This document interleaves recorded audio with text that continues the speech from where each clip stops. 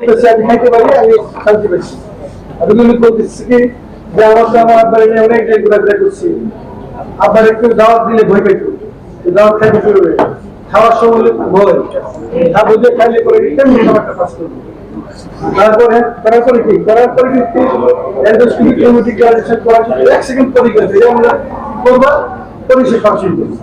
এই খাওয়া খাচ্ছি সে বিভিন্ন মসজিদে বিভিন্ন জায়গায় একদম কি যে আল্লাহ আমার কি করছে অনেক কষ্ট করছি, আল্লাহ আমার কি করছে থাকতে পারে আমার জীবনে অনেক শান্তি। আসলে তো আমার সামনে খাবার আছে, খাবার খেতে পারি না, তার ফ্যামিলির লোকজন খাবার খায়, হ্যাঁ বুঝে দেয় খায় না এবং কেমন কষ্ট করে ব্যাপার। আমি যে 10 বছর শেষের ভিতরে বিয়ে ঘোরাঘুরা করছি, তারপরে যে শান্তি দেখাচ্ছে কেমন শান্তি, রুগী যেমন শান্তি পেয়েছে, ডাক্তার কেমন শান্তি পেয়েছে, ডাক্তার বেশি শান্তি পেয়েছে, তাই না? রুগী যেমন শান্তি পেয়েছে, রুগীর লোক doctor.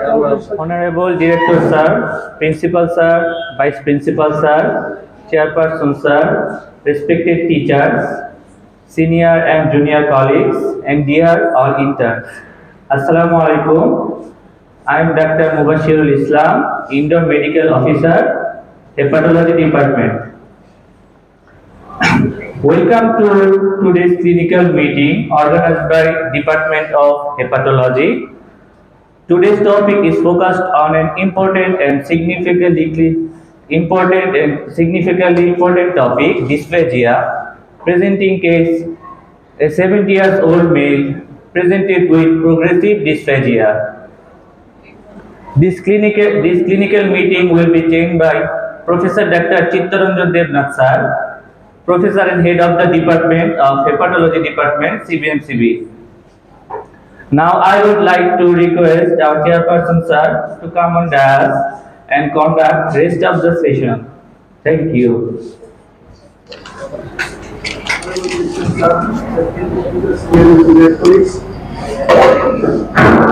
Welcome to one of these today's meeting organized by Hepatology. Today's topic is 70 years old male presenting with progressive dysphagia. Today's speaker is Dr. Shulul Chakraborty. She first MBBS from State Medical College and now working as a medical research department. Now I request Shulul Chakraborty, Dr. Shulul Chakraborty. Good morning and greetings to all. Thank you, Honorable Chairperson Sir, for giving me the opportunity to present today's case. My today's case is titled as a 70 years old male with progressive dysphagia. Particulars of the patient: Abdul Hakim, 70 years old Muslim male from Ishwarganj, Mymensingh, farmer by occupation, belongs to lower middle class family and was admitted into this hospital on 18 February 2026 and discharged from this hospital on 20 February 2026. Chief complaints: difficulty in deglutition for 10 years, weight loss for 6 months. History of present illness: according to the statement of the patient, he was reasonably well 10 years back. Then he developed difficulty in deglutition, initially to solid food and later on both solid and liquid food, which was progressively increasing. Initially it was tolerable and gradually worsened over the 10 years. For the last 10 days he could not take any food. He said that food seems to stick in the chest after deglutition and sometimes requires repeated swallowing or drinking water and walking to push the food downwards. His appetite was normal, but he is scared to take meal because of chest stickiness. He also complained of regurgitation of undigested food particles for the last 3 years, which occurred particularly after meals and night when lying down. The regurgitated material consists of undigested foods eaten several hours earlier, and it is non-bilious and not mixed with blood. The symptom has led to significant discomfort and occasional choking sensation, especially at night during sleep. He also experienced significant weight loss of about 8 to 10 kg over the last 6 months, likely due to reduced food intake from fear of difficulty in deglutition and regurgitation, but not associated with increased urination, thirst, palpitation, and excessive sweating. He also gave history of nocturnal non-productive cough disturbing his sleep, but there was no shortness of breath or chest pain. For these complaints, he visited many physicians, did many investigations including upper GIT endoscopy, but his condition was not improving. He has no history of painful swallowing, nasal voice, nasal regurgitation, vomiting of blood, abdominal pain, passage of black tarry stool, evening rise of temperature, joint pain, corrosive poisoning, exposure to repeated radiation, or surgical procedure of esophagus. His bowel and bladder habits are normal. Past medical history: he has no history of diabetes mellitus, hypertension, tuberculosis. Drug history: occasional antacids and proton pump inhibitor, but no improvement. Family history: he has 2 sons and 1 daughter, and also 2 brothers and 1 sister. All of them are enjoying good health. No history of similar illness or any malignancy in his family. Immunization history: he is immunized against tuberculosis and COVID-19 schedule. Socioeconomic history: he came from a lower middle class family, live in Paka house, use sanitary latrine, drinks arsenic-free tube boil water. Personal history: occasional smoker, 4 to 5 sticks per day, non-alcoholic. On general examination, his appearance is ill-looking, body build average, nutrition below average, decubita on choice, cooperative, intelligent, height 168 cm, weight 50 kg, and BMI 17.5. His anemia was moderately present. Jaundice, cyanosis, clubbing, koilonaica, leukonaica, edema are absent, and he was mildly dehydrated. There was no lymphadenopathy, no bony tenderness, thyroid gland was not palpable, and neck vein not engorged. Pulse was 78 beat per minute, blood pressure 120 by 70 mm of mercury, respiratory rate 18 per minute, temperature 98 degree Fahrenheit, and bedside urine examination was negative for protein and glucose. On systemic examination, general gastrointestinal system, mouth and oral cavity was normal. Per abdominal examination, abdomen was soft and distended on inspection, flanks are not full, umbilicus centrally placed and inverted, no visible peristalsis, pulsation or engorged vein. Hair distribution is normal.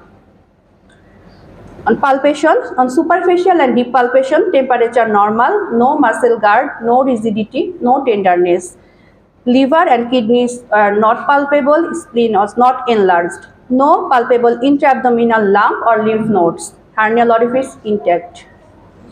On percussion, ascites is absent, evidenced by negative shifting dullness. On auscultation, bile sound present and DRE finding normal. On respiratory system examination, normal on inspection. On palpation, position of trachea and apex beat is normal, percussion not resonant, and auscultation breath sound is vesicular, no added sound. On cardiovascular system examination, inspection normal.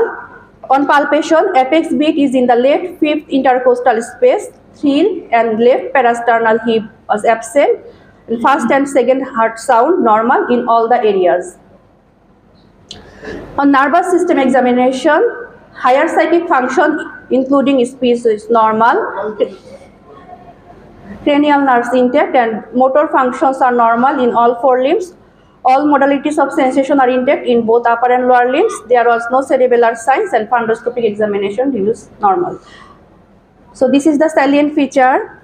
A 70-year-old male from Ishorganj, Mymensingh, presented with a 10 years history of progressively worsening dysphagia, initially to solid foods and later involving both solids and liquids, associated with regurgitation of undigested food for the past 3 years, and recent inability to take meals for 10 days. The condition is accompanied by significant weight loss of about 10 kg over 6 months, along with occasional vomiting and chronic cough for 1 year. On examination, the patient was conscious, cooperative, ill-looking, malnourished with moderate pallor and mild dehydration, but without icterus, cyanosis, clubbing, edema, or lymphadenopathy. Vital signs were stable, and systemic examination revealed no abnormalities. There was no history of odynophagia, nasal voice, nasal regurgitation, hematemesis, melena, abdominal pain, fever, joint pain, corrosive ingestion, radiation exposure, or prior surgery. He is normotensive, non-diabetic, an occasional smoker, and has normal bowel and bladder habits. So, professional diagnosis.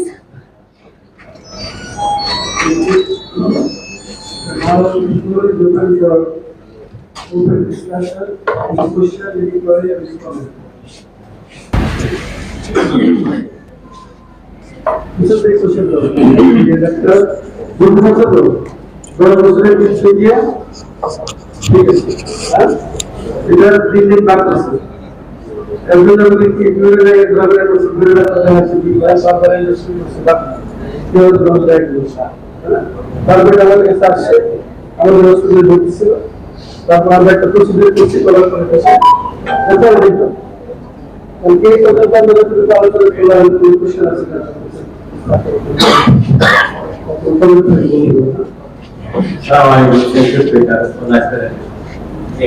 particulars of the patient.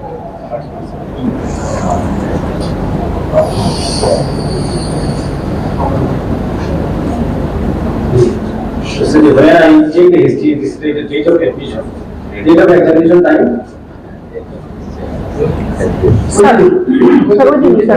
When you take the history, this time we can write the date of discharge. This is like I know the date of discharge. Anyway, it is discharge का हमारा examination होगा ना हमारे date of particulars होगा. हमारे तो लोगों से तभी history से पास होगा. ठीक है.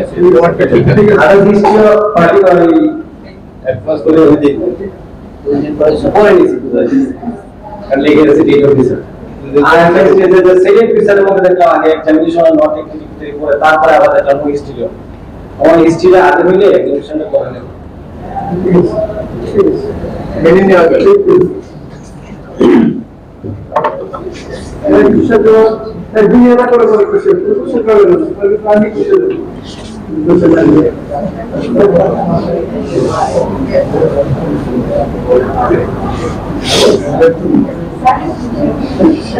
আসসালামু আলাইকুম एवरीवन স্যার আমি professional sir being an institutional district director হতে পারেন আর স্যার until otherwise স্যার আমি কিছুতে বাতিল না করতে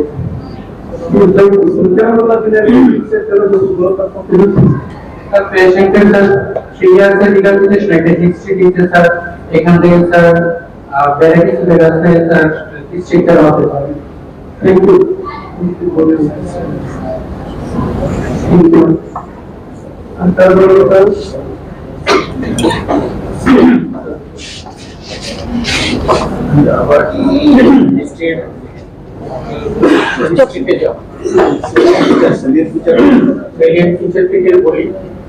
এখানে দুটো জিনিস বলা আছে একটা হচ্ছে যে তার ডিসপ্লেজিয়া ছিল সেকেন্ডলি হচ্ছে সলিড এবং লিকুইড দুটোই যাচ্ছে এই কথাটা কেন উল্লেখ করব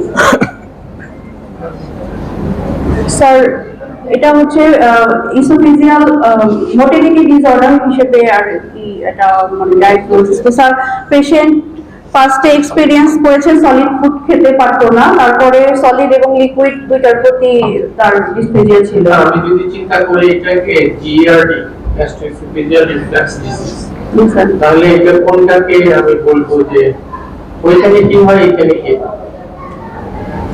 sir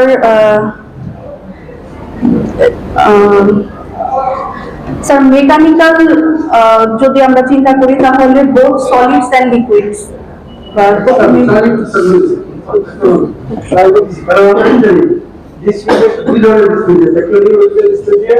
another is mechanical dispute, है ना? Neurological dispute is here. Neurological dispute is here. पानी के लिए solution, पानी के लिए solution. अब mechanical dispute is here, तो fluid dispute है, तो दो solution दिखी. बिना तो देखो dispute है, जैसे कुछ नहीं लगा बैठे बोली. तो तार की fluid dispute है, किसी का liquid dispute है. अच्छा, हमारा question है वो.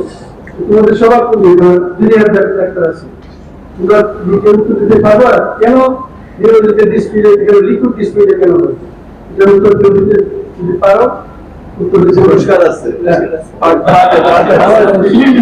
বাবা ছয় পারো না ছয় পারো তো বেশি পারো আমি বলবো আমি তো তুমি পারো আগে বলো পারো বলো পারো এটা খুব একটা ভালো কোশ্চেন কেন তাহলে মনে কেন লিকুইডে কেন ডিসপ্লে প্রথম ডিসপ্লে দেওয়া হবে হ্যাঁ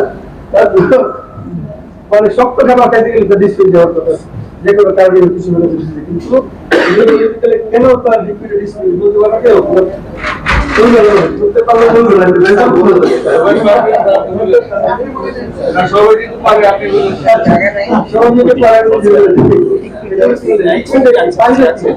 পানি হলো পাঁচটা দিন না পাঁচটা দিন শুধু লিখে হবে কাজ করে গেল একটা সলিড কাভার দিয়ে আমরা চাবাবো দিয়ে খাবো এটা নরম বানাবো তারপরে ঢুকাবো না কারণ আমরা এই যে আমরা খাই সলিড একটা কমপ্লেক্স প্রসেস যেটা কি যে নিউরন কাজ করে মাসল কাজ করে কাজ কাজ করে ভাত কাজ করে কাজ করার পরে কি খাবারটা বোরাসটা ভিতরে ঢুকায় না কিন্তু নিউরোলিতে ডিসপ্লে কি হয় লিকুইড দিলে কি হবে এটা কি যাওয়ার চেষ্টা করে তখন কি হয় তখন তার সময় পায় না এই যে নিউরোলজিক্যাল এই যে মেকানিজম সময় পায় না যে তাকে কোঅর্ডিনেট করে রেখে ভিতরে ঢোকানোর জন্য এর জন্য লিকুইড ডিসপ্লে দিয়ে হয় নিউরোলজিক্যাল প্রথম হয় লিকুইড ডিসপ্লে যেটা হলো সলিড ডিসপ্লে হ্যাঁ মেকানিক্যাল ডিসপ্লে দিয়ে হয় মেকানিক্যাল সমস্যা খাবার খাইলে অল্প পানি দিয়ে কি বাইরে ঢুকে পড়ে কিন্তু সলিড খাবারটা কি হবে আর ঢুকতে হবে এটা হলো পুরো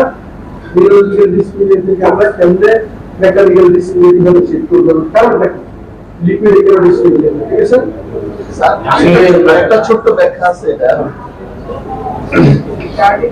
আগে শেষ করে দিই সেটা হলো গ্যাস্ট্রোএসোফেজিয়াল রিফ্লেক্সে কোনটা এটা পানি না লিকুইড কারণ এটা রিফ্লেক্স হচ্ছে সলিড চলে যাচ্ছে পানিটা আবার রিফ্লেক্স হচ্ছে এই জন্য এটা ডিফারেন্সিয়েট করার জন্য জিআরডি থেকে যদি আমরা ধরো কেসটাকে যদি আমরা অ্যাকালেশিয়া চিন্তা করি তাহলে পরে এটা এরকম হবে অ্যাকালেশিয়াতে দুটোই হবে কিন্তু আমরা যদি রিফ্লেক্স মিজরটা দেখি তাহলে শুধু পানিটা রিফ্লেক্স করবে না দিছে সলিড ফোর্স এটা ডিফারেন্সিয়েটিং একটা পয়েন্ট সেই জন্য ম্যানোমেট্রি দিয়ে পিএইচটাকে দেখা হয় ওইখানে পিএইচ হবে জিআরডিতে অ্যাসিডিক পিএইচ হবে কিন্তু এখানে সেটা হবে একটা ছোট ব্যাখ্যা হলো তার সাথে আমি একটা এডিশন করি liquid as a bonus weak compressor অথবা প্রেসারটা হলো সো যখন নিউরোলজিক্যাল ডিজিজ থাকে সে কিন্তু কোনো প্রেসার ক্রিয়েট করতে পারে কোনো স্টিমুলেশন ক্রিয়েট করতে পারে উইক স্টিমুলেটর বাট যখন সলিড ফুড আমি সোয়ালো করব সে হলো স্ট্রং স্টিমুলেটর এখন স্ট্রং স্টিমুলেটর যদি নার্ভাস সিস্টেমের কিছু ফাংশন ইনট্যাক্ট থাকে পুরোটা তো একবারে ডেস্ট্রয়েড হয় তখন উইক নিউরনকে বা জাংশনগুলোকে সে কিছুটা স্টিমুলেট করতে পারে দ্যাটস ওয়াই নিউরোলজিক্যালি সলিড ফুড পরে আসে লিকুইডটা আগে আসে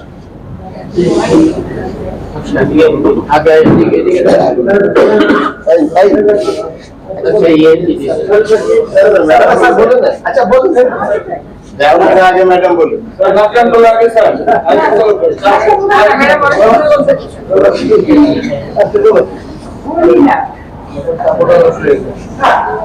আমাদের টার্ম প্রেগন্যান্সি যখন থাকে এটা কিন্তু ডিসক্রিপ্টিয়া হয় এটা মেকানিক্যাল আমরা বুঝি না কিন্তু আমার একটা কোশ্চেন ছিল 26 or 25 is pregnancy ডিসক্রিপ্টিয়া তো আমি পরে ইএনটি হেল্প নিলাম তো ইএনটি থেকে যেটা ডায়াগনোসিস করলাম পেশেন্ট কিন্তু সিভিয়ার লেভেল ছিল স্যার এনিমিয়ার সাথে এই ডিসক্রিপ্টিয়া কি মেকানিজম এটা ভালো সম্পর্ক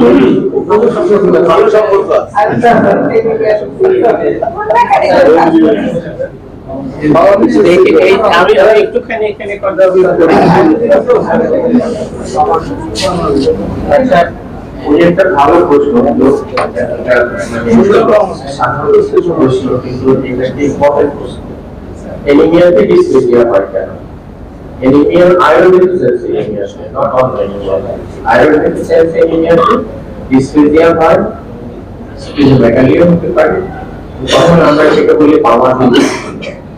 এটাতে হয় কি যে মিউকোসা গুলো আছে ফোল্ডেড হয়ে যায়, মিউকোসা গুলো ফোল্ডেড হয়ে যায় বলে তার ডিসপ্লেসিয়া ফিলিংসটা হয়। ফোল্ডিং অফ দ্য মিউকোসার জন্য এই সমস্যাটা হয়। এবং এটা যদি আমরা হেমাটিনিক্স দিয়ে অথবা প্লান্ট দিয়ে এগুলোকে কারেক্ট করতে পারি, তাহলে এটা আবার রিভার্স হয়ে যায়। তাহলে ফোল্ডিং অফ দি মিউকোসার জন্য আমরা এটা science I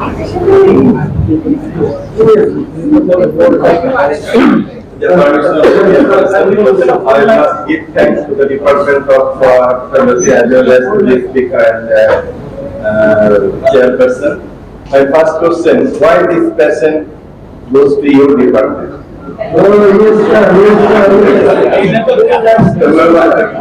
Number two, regarding dysphagia, achalasia, cardiac carcinoma, esophagus, there are two diseases.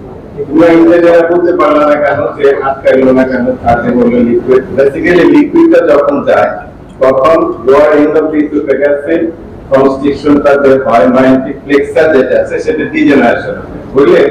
সেই লিকুইডটাকে আটকাতে পারে কিন্তু সলিড থেকে আটকাতে পারে না। কেন? বিকজ গ্রেভিটেশন সেটা চলে যায়। বাট লিকুইড থেকে আটকাতে পারে, that is occurs in achalasia cardia. যার জন্য dilatation হয় lower end থেকে whole esophagus dilated হয়, তারপরে regurgitation হয় 2-4 ঘন্টা পরে। আর যদি carcinoma esophagus হয় তখন এটা mechanical obstruction হয়। লিকুইড যেতেই থাকবে যেমন হচ্ছে বলে লাস্টে আসলো। আর আরেকটা, এই carcinoma esophagus একটা worst disease এর জন্য যে আমাদের তো সবাই চলে যেতে হবে দুনিয়া থেকে। যাওয়ার আগে কিছু কিছু ডিজিজ আল্লাহ দেয় যে ডাক্তার রোজ হতে পারবে। যেমন হার্মফুল esophagus যতক্ষণ পর্যন্ত obstructed না হয়, there is no complaint, no symptom. Usually it occurs in aged people.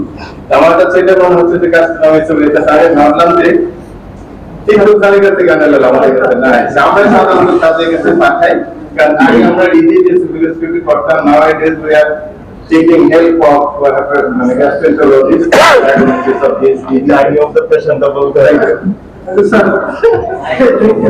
Sir আমরা দৃষ্টিতে বলছি না, patient visited many doctors, many physician including এই স্পেশালিস্ট বলে এই স্পেশালিস্ট কাছে গেছে, কারণ গলার সমস্যা দিয়ে এই স্পেশালিস্ট যান এরপরে যাই হোক ডায়াগনোসিস কিন্তু হয় না। আমরা যে ডায়াগনোসিস করছি হয় না, কারণ এটা সমস্যা এসে ডায়াগনোসিস করা কিন্তু খুব এক্সপার্ট যদি ডায়াগনোসিস না হয় বুঝবে না, কিছুই বুঝবে না।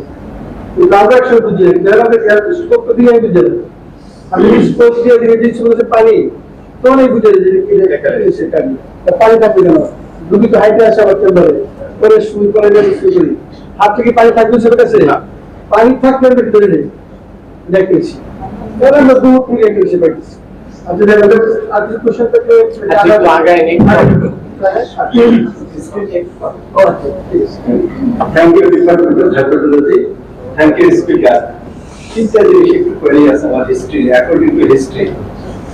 প্রথম হলো যে একটা জায়গায় হিস্ট্রিতে দেখলাম সে হাঁটাহাঁটি করতো, তার খাবারগুলোকে ডাউনওয়ার্ডস দেওয়া হতো, এটা পদ্ধতি না। এক নম্বর হলো তার অনেকদিন থেকে ডিসপ্লেজিয়া প্লাস লাস্ট 10 ডেজ থেকে তার কোনো সে খাবারই খেতে পারে না, তার বাউল হ্যাবিট কিভাবে নর্মাল হবে। দুই, 3 নম্বর হলো দেখলাম ইমিউনাইজেশন হিস্ট্রি অনলি টিবি এবং কোভিড, আর কোনো ইমিউনাইজেশন সে নেয়নি, হতে পারে 70 ইয়ার্স আগে হয়তো নিত না। এই ফ্যাক্ট স্যার এটার অ্যানসার মানে এটা পেশেন্ট উত্তর দেওয়ার আমরা একটা সম্পূর্ণ প্রশ্ন করেছি। আমাদের এলাকার রোগীরা যখন আসে তখন এসে বলে যে আমার ভাতের পেটে ব্যথা, এটা কেমন জানবো স্যার? ভাতের পেটে আমাদের সমাজ পেন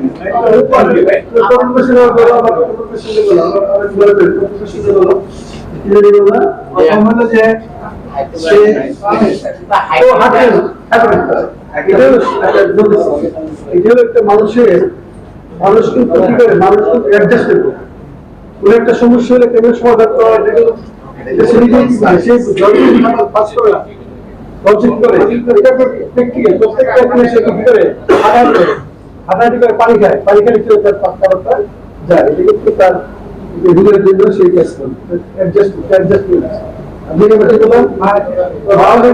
আমার কোশ্চেন ছিল, রুগী বলে আমি কি বলবো, আমার কোশ্চেন ছিল যে ফায়না করতে আমার তুমি কেমনি কষ্ট করো, মুখ থেকে আমি আমার নিজের কোশ্চেন ছিল, সত্যি নিজের কোশ্চেন কোনো লাভ নিজের রুগী কয় আমি কি করবো, রুগী কয় যে আমি আজ উত্তর দেখা আছে। না খাইলেও কেন পায়খানা হবে দেখাটা আমি বলি। প্রতিদিন আমাদের স্কুলের কন্টেন্ট কি, আমাদের স্কুলের কন্টেন্ট কিন্তু পুরোটাই আনডাইজেস্টেড ফুড ম্যাটেরিয়াল না, আনডাইজেস্টেড ফুড ম্যাটেরিয়াল। ইন্টেস্টাইনাল কথাটা শুনে নেন, এটা very important. Intestinal juice and epithelial shedding, কারণ আমাদের ইন্টেস্টাইনাল এপিথেলিয়াম গুলো পুরো লার্জ, মানে স্মল এন্ড এই 2 days সেগুলো রিজেনারেট করে, একদম সম্পূর্ণ নতুন এপিথেলিয়াম আছে। So these are also almost 40% of the stool volume contributed by this, and also the commensal bacteria.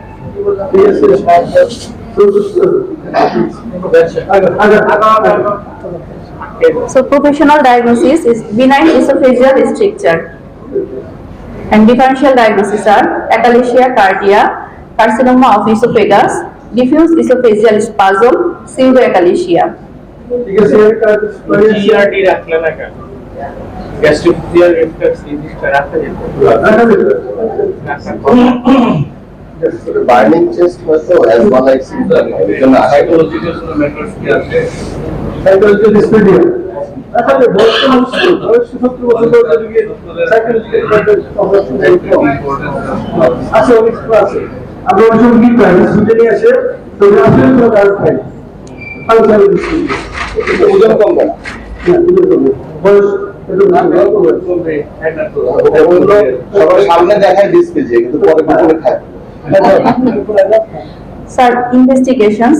On routine investigation, hemoglobin percentage is 9 gram per deciliter, RBS 6.1 millimole per liter, chest X-ray normal, urinary nothing significant, serum creatinine 1 milligram per deciliter, ECG, echocardiogram, and USG of whole abdomen detected no abnormality. On special investigations, upper GI endoscopy, and it shows dilated esophagus, tight lower esophageal sphincter, and there is no tumor. Barium swallow extra of esophagus findings: dilated esophagus, smooth tapering of lower end of esophagus. The final diagnosis is achalasia cardia. আসলে কোনো Management, general management, IV fluid, proton pump inhibitor, and specific management is endoscopic pneumatic balloon dilatation of lower end of esophagus. And this is not pneumatic balloon dilator setup. And this is pump করি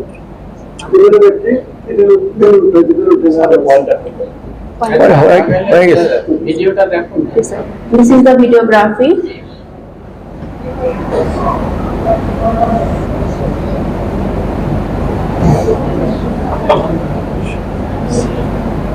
শব্দ আসে আমরা কি করতে পারি।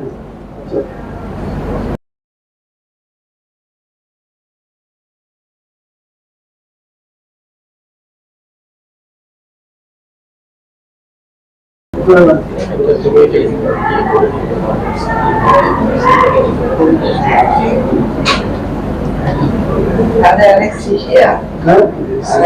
সেটা আছে service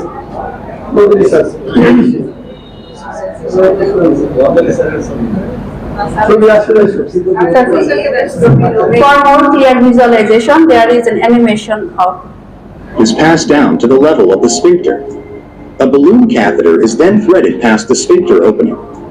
The balloon is then inflated for a period of time to stretch open the sphincter opening. The balloon is then deflated and withdrawn along with the endoscope. The opening into the stomach is now wider, allowing easier passage of food. Yes, clear. And after endoscopic pneumatic balloon dilatation, this is the endoscopy report. করার পরে balloon dilation করার পরে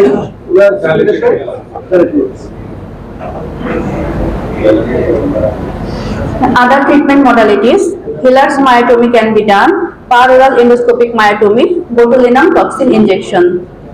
And prognosis, significant response to treatment. In case of pneumatic balloon dilatation, symptom relief in 70 to 90% cases, and recurrence may occur over years. And in case of surgical myotomy, long-term success 85 to 90% cases, and often combined with fundoplication to prevent reflux. Long-term outlook, symptoms can recur, so lifelong follow-up needed. Quality of life usually good with treatment. Some patients develop gastroesophageal reflux disease. And risk of malignancy, increased risk of squamous cell carcinoma of esophagus, risk increases after 10 to 20 years of disease. And this is the follow-up visit of the patient. Here is an interview of patient's son about feedback of the treatment.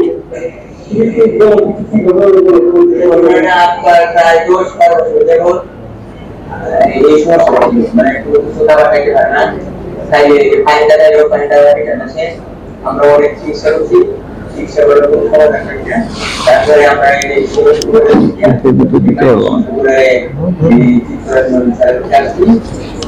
আশা করে চিকিৎসা করছি, চিকিৎসা করার পরে আপনার operation করছেন, operation করলে আমরা আমার খাবার খাওয়া থাকতে পারে